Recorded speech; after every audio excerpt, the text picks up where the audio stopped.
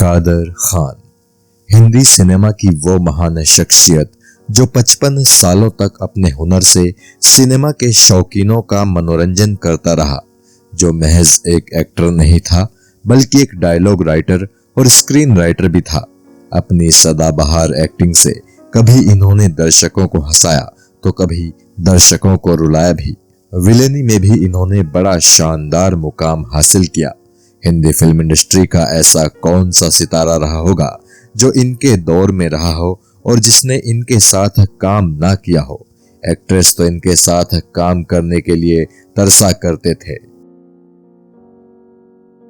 किस्सा टीवी आज आपको महान अभिनेता और संवाद लेखक कादर खान की कहानी बताएगा।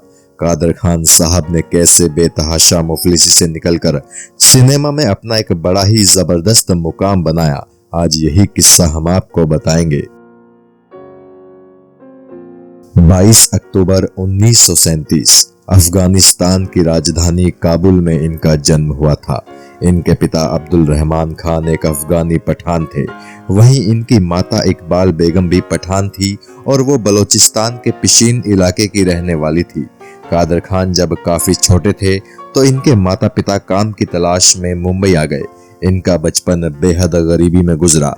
गरीबी इतनी ज्यादा थी कि उसके चलते इनके माता पिता में झगड़ा होने लगा और आखिरकार इनके माता पिता तलाक लेकर अलग हो गए। कादर खान और उनके बाकी भाई अपनी माँ के साथ ही रहे। इनकी माँ दूसरों के घरों में काम करके किसी तरह अपने बच्चों का पालन कर रही थी। इसी बीच इनके नाना ने इनकी माँ पर दूसरी शादी करने का दबाव बनाना शुरू कर दिया और आखिरकार इनकी माँ को दूसरी शादी करनी पड़ गई। लेकिन अपने सौतेले पिता से कादर खान की कभी नहीं बनी। वहीं इनकी माँ अभी भी जी तोड़ मेहनत कर रही थी। माँ को इस तरह दिन रात मेहनत करते देख कादर खान को बड़ा दुख होता था। एक बार तो इन्होंने फैसला कर लिया कि पढ़ाई छोड़कर अपने साथ के दूसरे बच्चों संग ये भी किसी फैक्ट्री में काम करेंगे। कम से कम इससे घर की गरीबी तो दूर होगी। किसी तरह इस बात की खबर इनकी माँ तक पहुंच गई। तब माँ ने इन्हें समझाया कि तेरे 2-3 रुपए कमाने से हमारे घर की गरीबी दूर नहीं होगी, इसलिए तू सिर्फ पढ़ाई कर, क्या पता तेरी पढ़ाई से ही हम सबका भला हो। माँ की ये बात कादर खान के ज़हन में इस तरह बैठ गई कि फिर इन्होंने कभी पीछे मुड़कर नहीं देखा और खूब मन लगाकर पढ़ाई की। इन्होंने इस्माइल यूसुफ कॉलेज से ग्रेजुएशन किया और फिर इसके बाद इन्होंने सिविल इंजीनियरिंग भी की। इन्हीं दिनों ये अपने कॉलेज में होने वाले ड्रामों में भी हिस्सा लेने लगे थे और इनकी एक्टिंग को लोग खूब पसंद भी किया करते थे। इंजीनियरिंग पूरी करने के बाद इन्होंने मुंबई के भायखला में मौजूद एमएच सब्बू कॉलेज में 1970 से लेकर 1975 तक बतौर सिविल इंजीनियर प्रोफेसर काम भी किया। नाटकों में काम करना इन्होंने यहाँ भी जारी रखा। ये अपने नाटकों को खुद ही लिखते थे और खुद ही उन नाटकों को डायरेक्ट भी करते थे। इतना ही नहीं, अपने लिखे नाटकों में ये एक्टिंग भी किया करते थे। इसी दौरान अपने कॉलेज के एनुअल डे में इन्होंने जो नाटक किया वो बेहद मशहूर हो गया। उस नाटक को हर कैटेगरी के अवार्ड मिल गए। वो नाटक इतना चर्चित हुआ कि दिलीप कुमार साहब ने वो नाटक देखने की ख्वाहिश जताई। फिर जब दिलीप कुमार के सामने उस नाटक का मंचन फिर से किया गया तो वो कादर खान से बेहद प्रभावित हुए। लोकल ट्रेन नाम के उस नाटक में दिलीप साहब को कादर खान की अदाकारी बेहद पसंद आई और दिलीप साहब ने तुरंत इन्हें 2 फिल्मों के लिए साइन कर लिया। ये फिल्में थी सगीना महतो और बैराग। हालांकि इनके करियर की पहली फिल्म रही फजर अल इस्लाम नाम की एक धार्मिक फिल्म, लेकिन इस फिल्म का कोई नाम नहीं हुआ। कादर खान के करियर की पहली फिल्म मानी जाती है साल 1973 में रिलीज हुई दाग, जिसमें ये एक वकील की भूमिका में नजर आए थे। इसी दौरान कुछ ऐसा भी हुआ था कि बॉलीवुड में बतौर लेखक भी इनका करियर शुरू हो गया। हुआ कुछ यूं कि डायरेक्टर नरेंद्र बेदी एक दिन कादर खान के पास पहुंचे और इनसे बोले, मैंने तुम्हारा वो बेहद मशहूर नाटक देखा है और मैं चाहता हूं कि तुम मेरी फिल्म जवानी दीवानी के डायलॉग लिखो। और इस तरह ये बॉलीवुड में राइटर भी बन गए। कहना चाहिए कि अमिताभ बच्चन को महानायक बनाने में इनके लिखे डायलॉग्स का बहुत बड़ा हाथ है। अमिताभ के पसंदीदा डायरेक्टर्स मनमोहन देसाई और प्रकाश मेहरा अपनी फिल्मों के लिए कादर खान से ही डायलॉग्स लिखाया करते थे। अमिताभ की कई फिल्मों के डायलॉग्स इन्होंने लिखे, कादर खान ने फिल्मों में केवल डायलॉग्स ही नहीं लिखे, बल्कि कई फिल्मों के तो इन्होंने स्क्रीन प्लेज भी लिखे थे।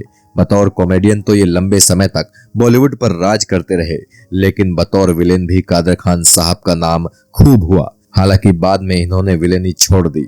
विलेनी इन्होंने क्यों छोड़ी, इसके पीछे की कहानी भी बड़ी दिलचस्प है। हुआ दरअसल यूं कि एक दिन कादर खान साहब ने देखा कि उनके बेटे सरफराज के सिर पर चोट लगी है, उसके सिर से खून भी बह रहा है। कादर खान ने जब बेटे से वजह पूछी तो उसने बताया कि मोहल्ले के लड़के उसे ताना मार रहे थे कि तेरा बाप तो विलेन है।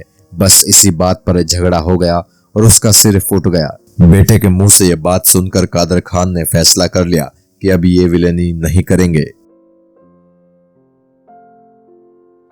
गोविंदा और कादर खान की कॉमिक केमिस्ट्री को भला कौन भूल सकता है।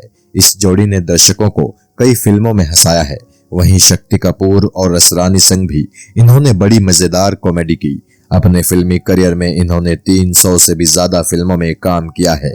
इनकी प्रमुख फिल्मों की बात करें तो इन्होंने गूंज, अदालत, खून पसीना, परवरिश, मुकद्दर का सिकंदर, मिस्टर नटवरलाल, धन दौलत, सुहाग, कुर्बानी, बुलंदी, नसीब, याराना, कालिया, सत्ते पे सत्ता, हिम्मत वाला, जस्टिस चौधरी, कुली, चोर पुलिस, गिरफ्तार, स्वर्ग से सुंदर, इंसाफ की आवाज, खुदगर्ज, चरणों की सौगंध, बीवी हो तो ऐसी, जैसी करनी वैसी भरनी, काला बाजार, चालबाज, बाप नंबरी बेटा 10 नंबरी, घर हो तो ऐसा, तकदीर वाला, बोल राधा बोल, कुली number 1, Judaai, hero number 1, mister and Mrs Khiladi, Aankhen, दूल्हे राजा, सिर्फ तुम, ये है जलवा और अनाड़ी नंबर 1 जैसी सुपरहिट फिल्मों में काम किया। बात अगर कादर खान की निजी जिंदगी के बारे में करें तो इनके 3 बेटे थे, सरफराज खान, शाहनवाज खान और कुद्दूस खान। इनका बड़ा बेटा कुद्दूस खान कनाडा में रहता है और उसके पास वहीं की नागरिकता है। कहा जाता है कि कादर खान ने भी अपनी जिंदगी के आखिरी सालों में कनाडा की नागरिकता ले ली थी। हालांकि इस बात की कभी कोई पुष्टि नहीं हो सकी। कादर खान को मिले अवार्ड्स की बात करें तो इन्हें 1982 में रिलीज हुई फिल्म मेरी आवाज सुनो के लिए Filmfare best dialogue award मिला। साथ ही 1991 में इन्हें बाप नंबरी बेटा 10 नंबरी नाम की फिल्म के लिए फिल्म फेयर बेस्ट कॉमेडियन का अवार्ड मिला। वहीं साल 1993 में अंगार के लिए इन्हें बेस्ट डायलॉग का अवार्ड मिला और कई दफा इन्हें नॉमिनेशन भी मिला। साल 2013 में कादर खान को हिंदी सिनेमा में इनके योगदान के लिए साहित्य शिरोमणि अवार्ड से भी सम्मानित किया गया था। 26 जनवरी 2019 को भारत सरकार ने कादर खान को मरणोपरांत पद्मश्री सम्मान से नवाजा था। अपनी जिंदगी के आखिरी दिनों में कादर खान काफी बीमार रहने लगे थे। ये सुप्रा न्यूक्लियर पाल्सी नाम की एक गंभीर दिमागी बीमारी के शिकार हो गए थे। अपने बड़े बेटे कुद्दूस के साथ रहकर ये कनाडा में ही अपना इलाज करा रहे थे। वहीं पर 31 दिसंबर 2018 को 81 साल की उम्र में कादर खान साहब ने अपनी आखिरी सांस ली। इनकी मौत के वक्त इनका सारा परिवार कनाडा में ही मौजूद था। 5 दशकों तक सिने प्रेमियों को हंसाने वाले कादर खान का इस तरह से जाना हर किसी का दिल दुखा गया। देश ही नहीं, दुनिया भर के हिंदी सिनेमा के शौकीनों को कादर खान की मौत का कई दिनों तक अफसोस रहा। किस्सा टीवी महान अभिनेता कादर खान को नमन करता है और वादा करता है कि किस्सा टीवी हमेशा उनका सम्मान करेगा। जय हिंद।